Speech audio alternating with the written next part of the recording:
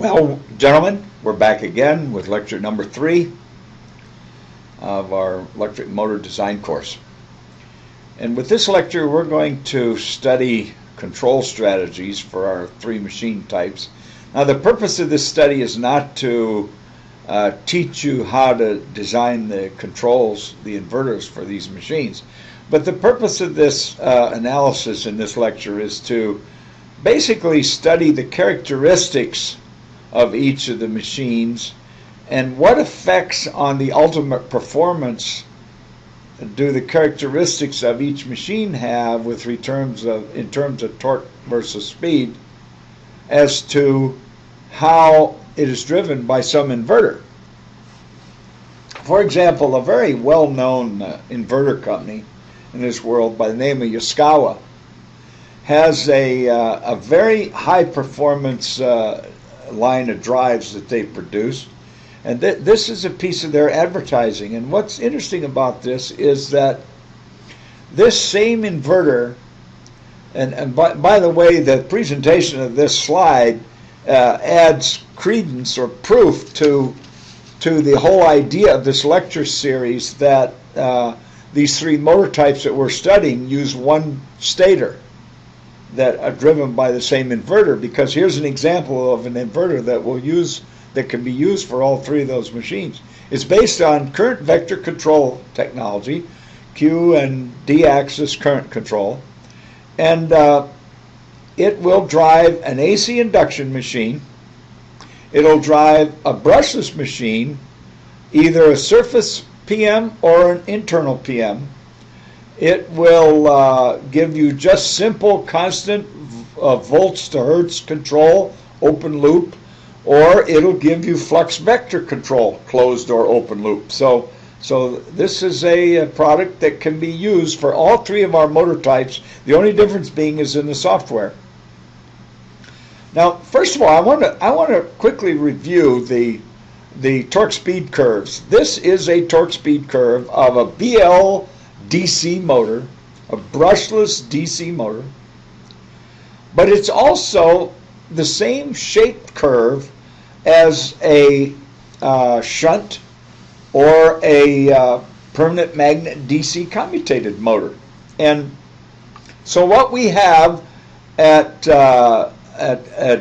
0 speed, and by the way, I want to point out that this torque is shown torque versus speed. Originally, when brush type motors were developed and induction motors were developed to run off of brush type motors running off of batteries and induction motors running off the grids, all the performance curves were plotted speed versus torque, not torque versus speed. It's only since inverters were used have we changed these performance curves around to plot torque versus speed. But the point here is this, that if I want to change the speed capabilities of a motor of a DC machine, I change the voltage. You see this curve here? Here's a torque speed curve with a lower voltage than this curve. So the voltage has, the speed has nothing to do with frequency with this machine. It has to do with the voltage applied, the DC voltage applied to the inverter that's running the motor. Now, this dotted line here represents the performance of the motor when it's driven by an inverter. This curve assumes infinite current, and it assumes that there's no limit to the current, just like a DC motor connected to a battery. But as soon as I connect it to an inverter, the inverter has certain size transistors in it that cannot pass more than X amount of amps, otherwise they blow up. So this line represents the current limit torque speed performance. So the torque can be constant from stall out to where the back EMF of the motor and the DC motor voltage are the same value. When they're the same value, I can't operate at continuous torque anymore.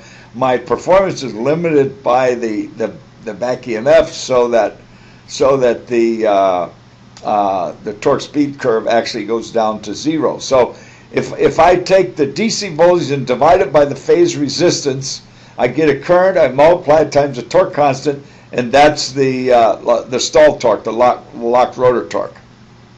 If I the no load speed is when the back EMF and the no load speed is when the back EMF and the applied voltage are equal. So that's this point. Now, seldom is it straight like this. It curves a little here and there due to saturation, things of that sort. But we're going to note here in a minute the difference between this curve and the typical curve for induction motor. And by the way, this shape of curve, this is a constant torque range. If this is curved a bit like that, you have a constant horsepower range. So for traction or servos or anything, we're trying to get this shape of curve out of a motor that inherently has that shape of curve. Here's an induction machine at constant voltage and frequency. So here's its motoring range and here's its generating range. Here's the synchronous speed. And so to produce torque, I have to load it down so it slows down. So you have some slip here. Here's the maximum slip. If you try to load it down any beyond that, that's a breakdown torque, so it stalls. Now that's totally different than the torque speed curve of a brushless or a synchronous or a DC machine. You see the difference? That curve is going to be inside of, inside of here. It looks something like that. I should have superimposed on top of each other. So the trick is to use the controller to understand the induction motor and use the controller, control the magnetizing current and the frequency so that I can convert a torque speed curve into a shape that looks like this one. And here's how you do that. Here's a family of torque speed curves, each one at a different voltage and frequency. So if I project a shape over this, this represents a whole family of curves. So basically the motor, this motor that you see in this curve looks like that's its peak torque, and it can't produce it down there. But it can produce it at this low speed if I control the magnetizing current and the voltage correctly. See, I can get that peak torque down in the low speeds. I can even get it lower than that. So you can usually, as we'll see later, you can usually define the induction motor's desired torque speed curve for constant torque and power, constant torque range and power range, rated and peak. You can usually define it with 5 or 6 curves that will define the major points that describe that envelope. Okay. So the first brushless motors that were used 40 years ago were trapezoid, had trapezoid back EMF, and they were driven for the simplest way possible, just using 6 transistors and switching the voltage from lead to lead, and this closely represented the performance of a permanent magnet DC commutated motor. So that's why we called a BLDC or a brushless DC motor. The drive method used was called a 6-step drive or a trap drive, and it was used by billions, multiple billions of motors around the world and still used to this day. Muffin fans, cooling fans, and electronics. Winchester disk drives used in computers, floppy disk drives, VCRs, CD drives, anything that spins a platter at constant speed or a fan at constant speed and needs to be brushless. They're going to use simple permanent magnet brushless motors with these 6-step trapezoid drives. You can get them all on a chip with commutation, closed loop, speed control, and all these features. And it's by far the most popular drive on Earth is a trapezoid drive for a motor.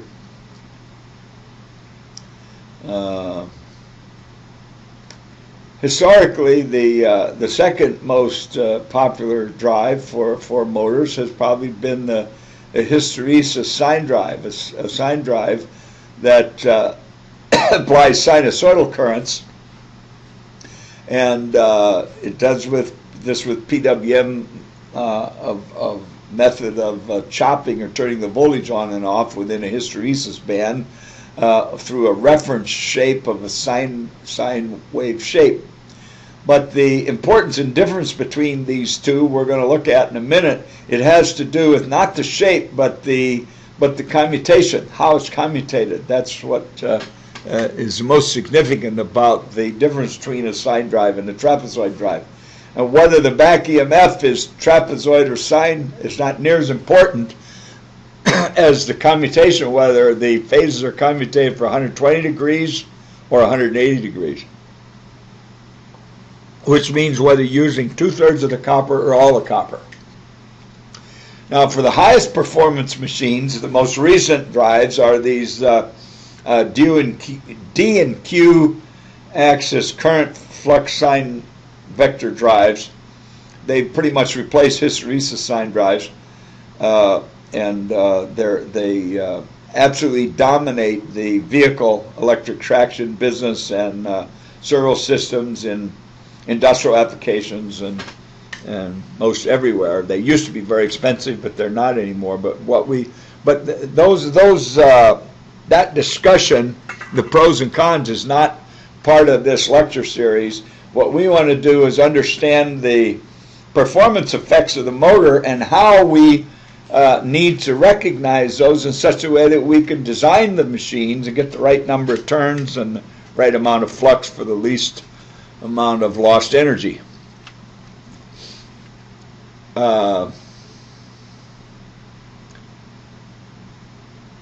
Some of the early brushless motors used in disk drives, and hundreds of millions of them were made, were two-phase, and they used Hall switches or optical switches, light-emitting diodes and phototransistor packs with interrupters to determine where the north and the south poles were on the rotor, so it knew when to gate the transistors to put the current in at the right angular position of the rotor and the right polarity of current.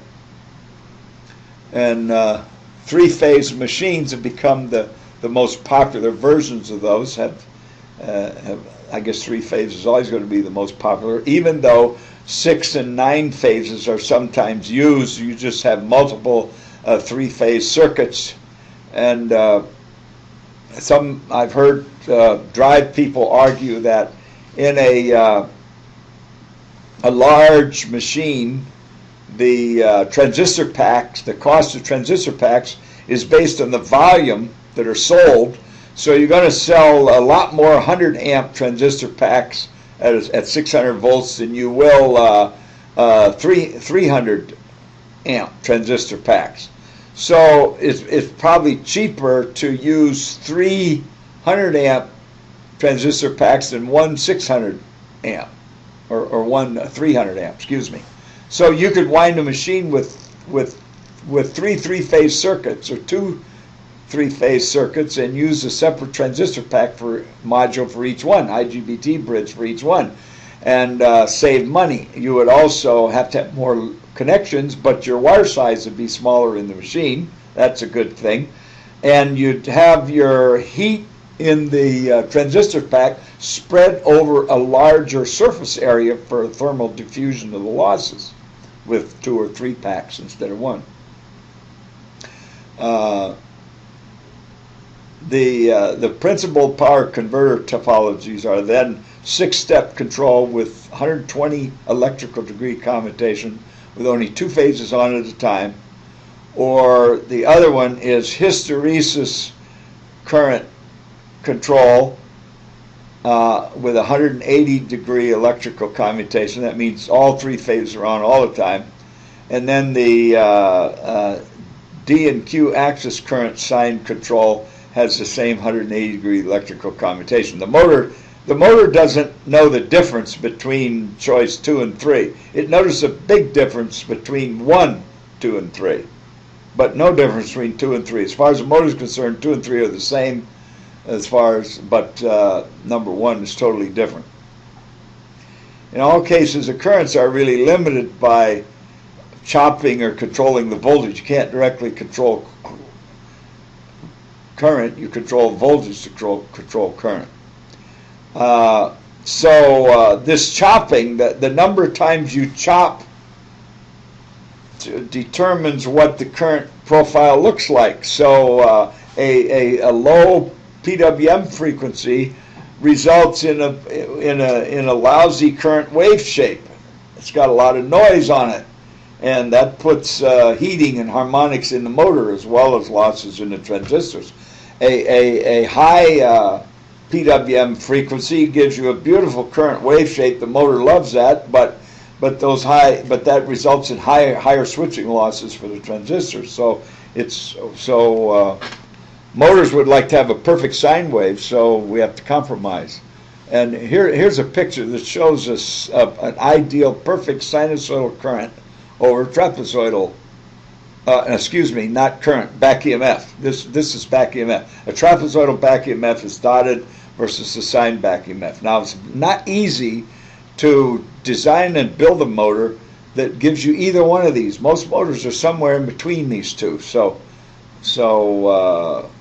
But we don't really care. You see, this is a 360-degree plot, and so if you've got the voltage in the background, the back EMF voltage, and you're applying a voltage to the motor, the only voltage you have available to push current in the machine is the difference between this back EMF voltage and the applied voltage, unless you field weaken. So, or advance commutate. This is what a typical 6-step drive looks like. We all know what that is. We've got 6 transistors there connecting to the 3 phases, and with a rectifier on the front end. So you take AC here, make DC out of it, and regenerate DC. And you can use these transistor bridge for a 6-step drive or a sine drive, either one. It's just a matter of how you gate the transistors. The 6-step, what does 6-step mean?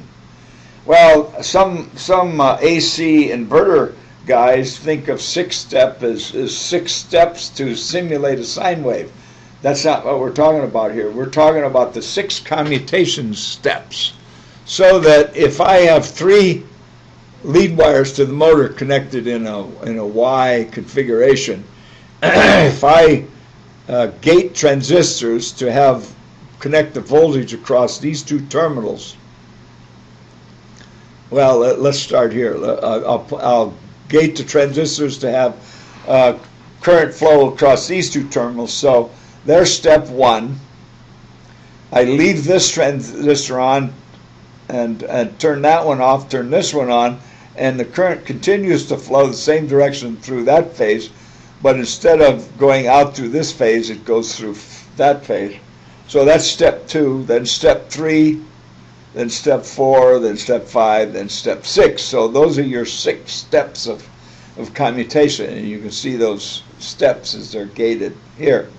But you have 2 phases with current flowing at any given time. The other phase has no. When you got current flowing here, there's no current flowing there. So all the torque's produced by the ampere turns from the coils from these 2 phases. And the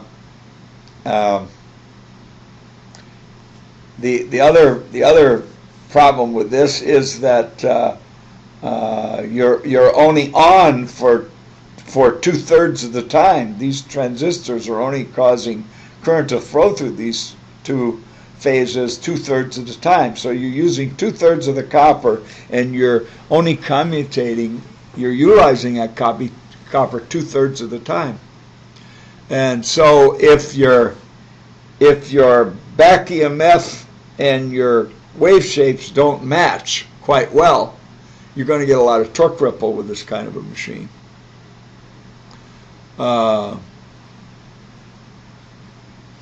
If the back EMF is sinusoidal instead of trapezoidal, it doesn't make a whole lot of difference. It changes the torque ripple and that sort of thing, but the commutation and all that's exactly the same. There's no really difference. When you align the commutation signals up, you center the back EMF wave shape over the square wave. These are the 6 trapezoid current wave shapes that you want to get. You'll notice that these are centered over the peak and of course the zero crossing. So I don't gate the transistor. See, here's 180 degrees from here to here. So 120 out of 180 is 60, so you got 30 of that here and 30 of that here. So when I gate this transistor, my back EMF is already this value. With a sine drive, I start here, so I have the full DC rail voltage to start, to push current into the winding, whereas with a trapezoid drive or 6-step drive, I don't have the full DC rail voltage to push current into the winding because I don't switch for 15 electrical degrees, and by then the back EMF has already increased to about 1/3 of its total value. So there's some drastic results to that you can see right here. Here's a real example of a brushless 6-step motor like I described, and at 1,000 RPM it's going slow enough that even though it's commutating late, 15 degrees late, it's got enough, the back EMF is not so high that, and it's going slow enough that the current rises very fast, almost like a square wave, and then the current limit circuit causes PWM chopping there to limit the current there, and then you have here's your 60 degree where you switched one of the coils from this is phase A to B here, and this is phase A to C. Okay, so now all we do is double the speed to 2,000 RPM. We don't change anything. By the way, this horizontal scale is angle. Okay, it's rotor angle. So by going twice the speed, we're going through the same angle. That's why these spacings are the same. But we have half the time to get the current up. So you see the current doesn't rise instantly. It rises slowly, and it only chops a few times before it gets a signal to commutate and turn the other phase on. So you see the average current is this value. With going faster, the average current is much lower, and of course you wind up with a lot of torque ripple from that as well. Now I can fix that by advancing, phase advancing, which people call field weakening. And what I'm doing is I'm starting this over here where the back EMF is really negative, so that's the same polarity as the DC rail voltage. So I'm using some of the back EMF voltage added to the rail voltage to force current in it to get it to come up almost square like it did before in PWM and CHOP. Now I switched to phase AC. So my average current in there is about the same as it was here, twice the speed. So and people call this field weakening, but it's really phase advance. Now, here's what I want to show you. The same 8-pole motor with a sine drive at 1,000 RPM. And this is hysteresis control. You set a hysteresis band, and that's a reference band. So you have a current loop on there that's following the shape of this sine wave hysteresis band. So at some chopping frequency, so I start this not 30 degrees late, but I start it at 0. When the back EMF is 0 is when I start this. So I get a beautiful current wave shape there for each line to line. This is A to B, A to C, and B to A type thing. And then okay, so you see you get a nice sinusoidal current. My average current or RMS is some value in here times the torque constant gives you the torque. Now here's what I do. Without any phase advance at all, I double the speed to 2,000 RPM. I don't have to phase advance at all, and I still get the same current in the machine, the same hysteresis band. Now, one thing you notice is different, though. You see the chopping frequency in there was the same, but this is angle. So since I'm going twice as fast, it takes half the time to get through this 180 electrical degree angle, so the chopping frequency looks much more coarse there.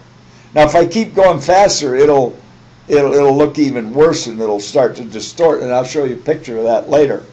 But so that's the important difference here is 120 degree commutation and commutating late after the back EMF has already eaten up some of your DC rail voltage, as compared to a sine drive where the process of commutating starts when the back EMF is 0.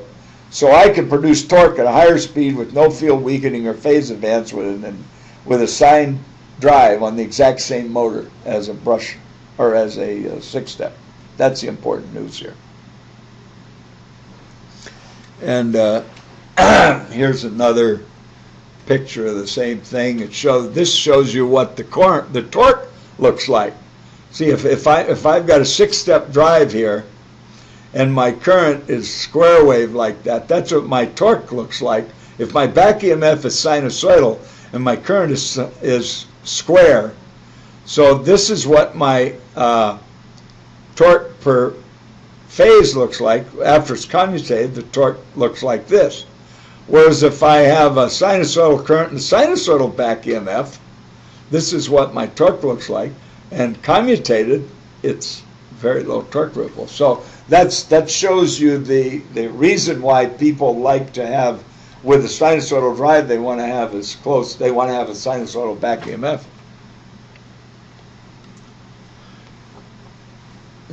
I guess we're all aware of this, but it's worth noting just to remind us that there's formula here that the frequency equals RPM times the number of poles divided by 120. If you use pole pairs instead of poles, then this is divided by 60. It gives you the same thing.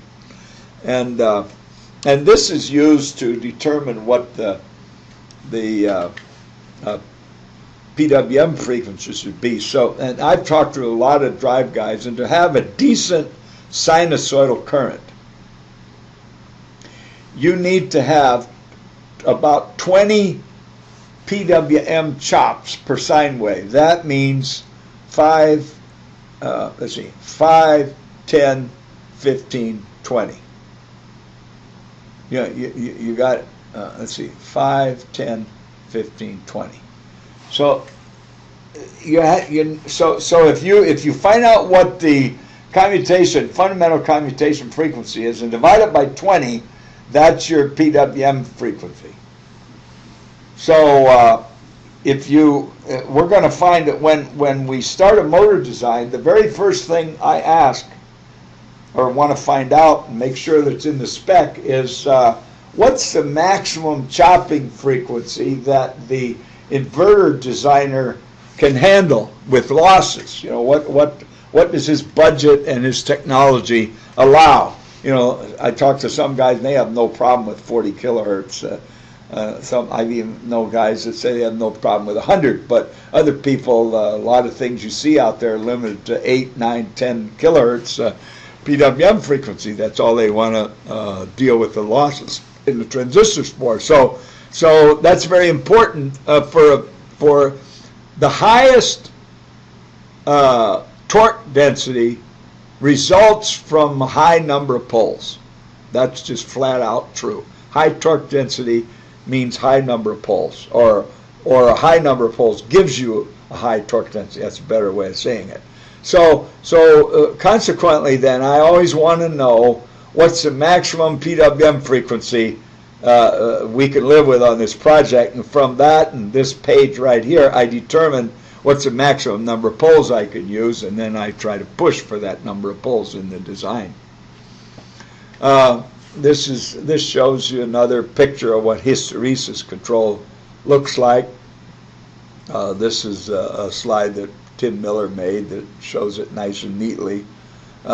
You'll notice that you do get overshoot and you get some leakage outside the hysteresis control band, but you have a set point current. You set a current and a hysteresis bandwidth, and you PWM, and you stay and try to stay inside of there. and even a Q and D-axis control has to stay in a hysteresis band as well.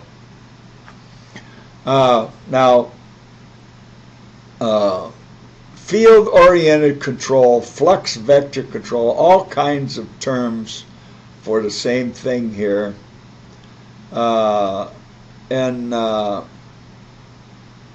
It just seems like the field-oriented control has become so popular now that that appears to be the best way to commission a drive, to get a motor and a drive running. Everybody seems to love that. There's all kinds of mathematics available to do that with.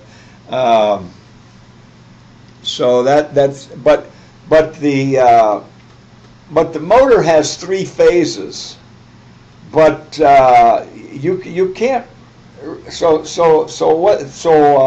Clark and Park transformations are used to transform the space vectors for all three of our type machines to wind up with two current control vectors, the D-axis current and Q-axis current. We're not going to go into that. You all are experts of that, but that's what's used, and how to. But see, the motor designer, he doesn't really care about that. None of that information really helps him design a motor. It's really of not much use to him. It's everything to the control designer and the inverter designer, but not to the motor designer. He doesn't really care about this. It's just interesting to think about and to talk about. But he's got to figure out how to minimize the current at low speed peak torques, and maximize the power that you can get out at high speeds with some voltage limitation. To try to do all that in the same machine that requires a high constant power range over its torque speed range. That's what the motor engineer is concerned about. He's not concerned about how the inverter guy does that, because if the motor engineer doesn't give the inverter guy the right machine characteristics, the inverter guy can't get the performance out of the machine either. So the field-oriented control started with induction machines, I believe it's safe to say. We've already seen where the history of brushless came from. So this field-oriented control came from induction machines. And as we saw from a torque speed curve on the induction motor, if the induction motor is driven with constant voltage and frequency, you really have a limited operating range that you can control the motor over, because you can't control the slip. But if you use field-oriented control, then you keep the slip constant and you can control the magnetizing current, the current that produces the magnetic field. And so what we have here, we saw a vector diagram of it earlier, but here you have the stator current.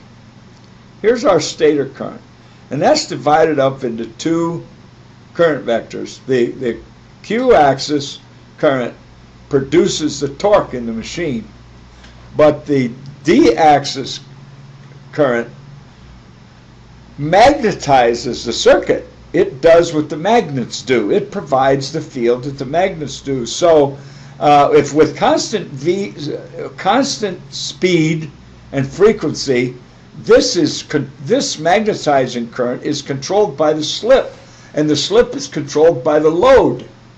So we have to utilize that motor like a DC motor, or to make you can't make the motor rotor think that you can't keep the poles from slipping, but you can keep the slip from changing. If you keep the slip constant on an induction rotor, in other words, the ratio of changing those rotor bar currents from plus to minus into the paper and out of the paper, if you could keep that rate constant, you can control you can make the induction motor think it's a brushless motor. You can morph it into a brushless or a DC machine.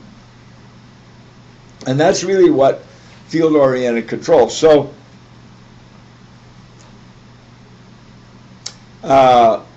one of the techniques that's used today, and Yaskawa has a wonderful product line to do this, is I just mentioned in passing, is a multi-level inverter for motor control. That what that does is it's got a lot of advantages here. But what this does is it allows, essentially, it reduces the losses in the inverter.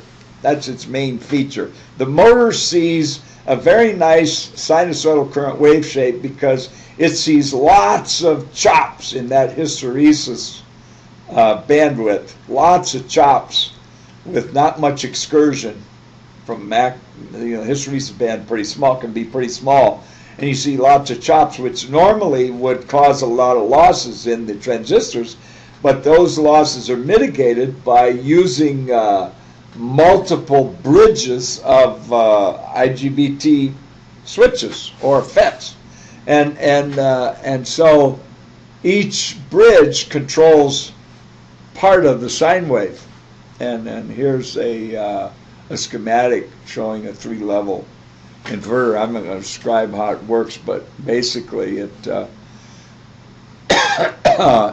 the sine waves divided up into 3 sections, and each bridge, each of the 3 bridges provides the chopping for only a third of the current wave shape. And so you see, if you have 7 kilohertz PWM frequency per bridge, the motor sees 21 kilohertz. Or if you use that can even be doubled by using both sides of the triangular reference. So how is this useful to the electric machine designer? What does he care about all these things? What he has to do is to come up with the right motor that some inverter requirements want high inductance, some want low inductance. So the machine designer has to know how to do that, and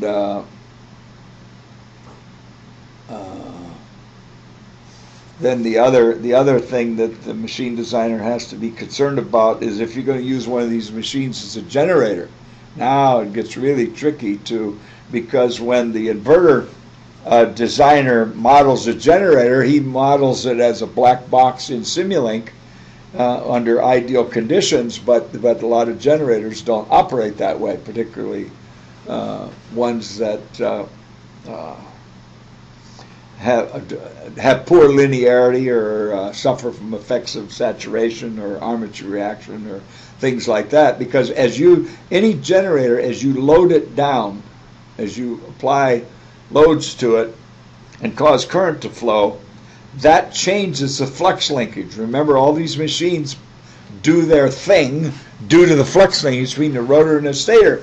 So as a current in a generator goes up, the flux from the rotor doesn't like seeing the magnetic field from the stator current, so it tries to find another path to get back to the opposite pole. So you get flux linkage. It's called leakage reactance. So there's stator leakage reactance, rotor leakage reactance, and so these effects cause the voltage to go down. So our machine is not linear because the flux linkage isn't linear. It varies with current. So the machine designer has to predict what the output of the generator is going to be as the load goes up. Here's a couple of very nice slides by Tim Miller at the Speed Consortium that shows the original brushless system here. This is a computer simulation of the same kind of plots I showed you from a scope on an earlier slide. The current's regulated to protect the transistors or to limit the torque of the machine by PWM. You see that up here, of course, and of course see the PWM is doing the chopping in the hysteresis loop on the sine wave is all. And you notice here commutation starts at 0 and continues to 180 degrees, goes negative, and then to 360, whereas with the 6-step or brushless system, commutation doesn't start till 30 degrees after 0. Let's see, so you're going to use 2/3 of the copper 2/3 of the time here. Okay. Phase advance can be used, but at the expense of torque ripple and power factor. We haven't talked yet about this term here, fractional slot windings, but we will under section 15, where lecture 15 we'll be talking about integral slot windings and fractional slot windings. If that's the slots per pole per phase.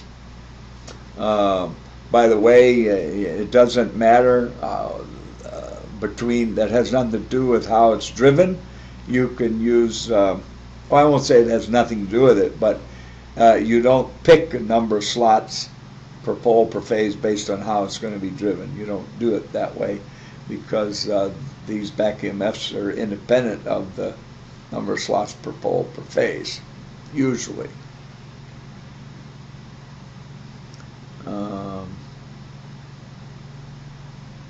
Some of these things, Hallback or ring magnets, those are, we'll show pictures of Hallback magnets later.